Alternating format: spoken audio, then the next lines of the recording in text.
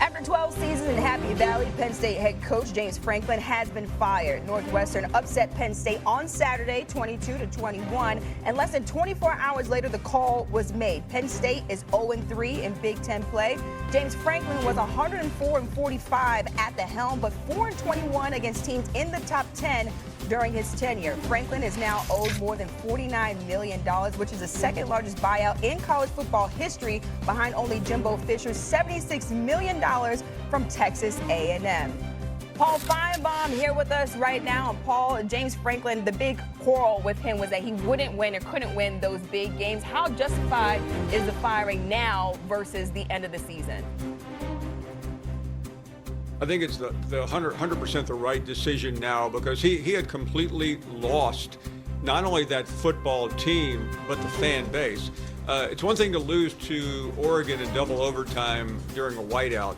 It's another thing to be the first coach in maybe ever to lose consecutive games as a 20 or more point favorite. That's never happened. And it means that he lost the football team, but I talked to several people who were in Happy Valley Saturday. He also lost a fan base. The fans had turned on him in such a toxic manner that the school had to take a look in the mirror and go, yeah, $49 million is a lot of bread, but he has to go. But in context, 3 weeks ago, he was number 2 in the country and one of the favorites to win it all. There has never been anything like this before. It's unprecedented. No coach has ever fallen faster and harder than James Franklin. It hurts me to say it because I'm incredibly supportive of black coaches, particularly in college football. But I know this was 100% completely justified. You cannot be 4-21 against top 10 opponents if you are the coach at Penn State. Okay? You cannot be 1-18 against top 10 Big Ten teams. You cannot be like 3-17 against Ohio State and Michigan combined. I mean, my God, you just can't do that, okay? And I know that, you know, the man was in the National College Football Playoffs last year. I know they came into this season with the expectation that they were going to position themselves to win a third national championship, a first since 1986. I get all of that, but when you're losing as 20-point favorites in back-to-back games, when you lose on your home turf to Northwestern, I mean, you have really sunk. And you know what? Not only was the firing appropriate, here's where I want to applaud Penn State for making this decision. It says a lot that I know with Texas A&M, Jimbo Fisher and his buyout without cause was over $76 million. It says a lot when you letting the cat go and you still willing to give him $49.7 million, okay? What you saying is like, listen, damn it, we ain't there.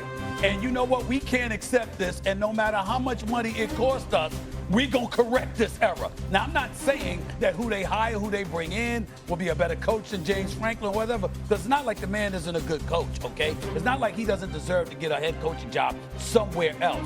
But you're talking about this program nosediving, though, as precipitously as it has, to make this decision. I mean, I can't knock them for it. I really can't, because if you're trying to send a message, this is not what we're about, this is not who we're about, and we're not going to accept this. You do it by letting go of somebody you still owe damn near $50 million to. Right. Yeah. I mean, that sends a message. Yeah. No, it definitely sends a message. Yes. Cam, is this the right time, or should they have waited until the end of the season? I would have preferred for it to be weighted to the end of the season, because now you put your team in a deficit even more. But that does say a lot to be able to say, hey, bro, we're going to give you a 49, well, how you say it, Steve Nate? $49.7 million. Just to sit on the couch. And it's one of those things where I think the Penn State fan base, the boosters, and everybody involved felt as if Penn State had a roster to win now, and you're not. It's not losing to Oregon that got you fired. It's losing to UCLA. It's losing to Northwestern that really got you fired. And what does that say to the next guy? Don't come in here playing, because, listen, we paid a person $49 million to get to stepping, as Martin would tell Gina. But now you're coming into a situation where the expectation is to win, and win a lot. We don't care if they ranked, unranked, Power 5, Power 10, it don't matter. We want you to win. Figure it out, coach. We're paying you a lot of money to get the job done. So do it.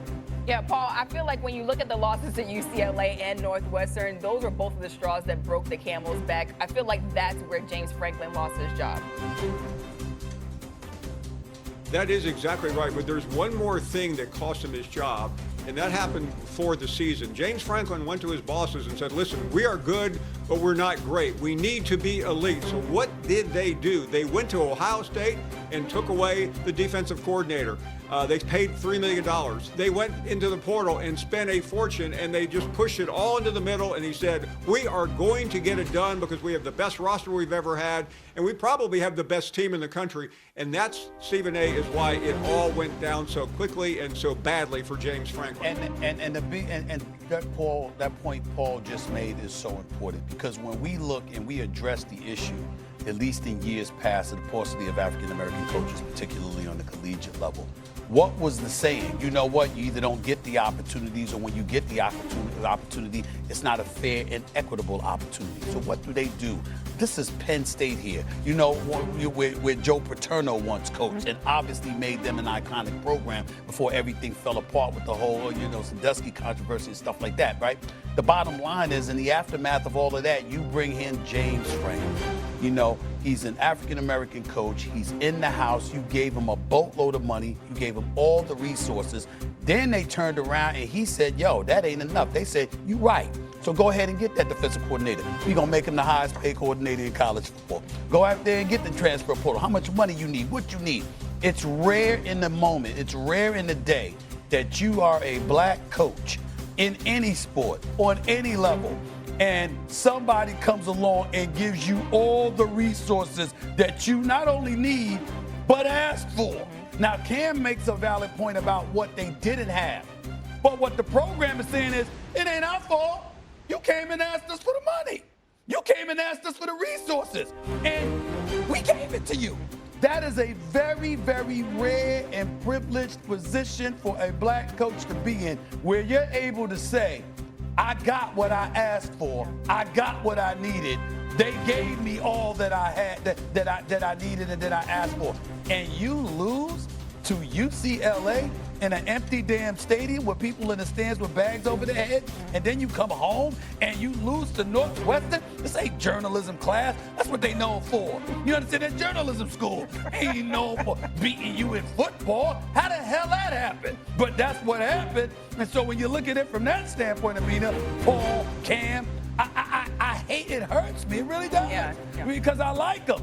But it was the right decision. If you're Penn State, you cannot fault Penn State. You got to give them props, literally props, for making this decision, because they said, after all we did for you, we still willing to pay you $50 million to go home and sit down and let somebody else come up in here. I mean, damn. Go ahead. Look, James Franklin is a great coach, but I mean, just like you said, they gave him everything that he needed and still was not able to deliver. You cannot lose to Northwestern. Well, what we're not going to do is, on this day, respectfully, we can't call him great. We can call him good. We can call him good, because we know he can coach. We know he knows football. But we can't call him great. Yeah. Not today. Not today. I agree. They gave him everything that he needed. Go ahead, real quick. We got to stop with this loosely used word of great. Because when you think about James Franklin's tenure, black or white, I understand, the journey is rugged, but what can you hang your hat on? Eliminate color. What does your resume say? The thing that has kept Dabo Swinney hired at Clemson was what? He was the most successful coach in Clemson's history because he has national champions. Now, when you look at James Franklin versus these quality opponents, that's not great. And to second the thought of, you tell me you got the support. Typically, most coaches say, man, I ain't, they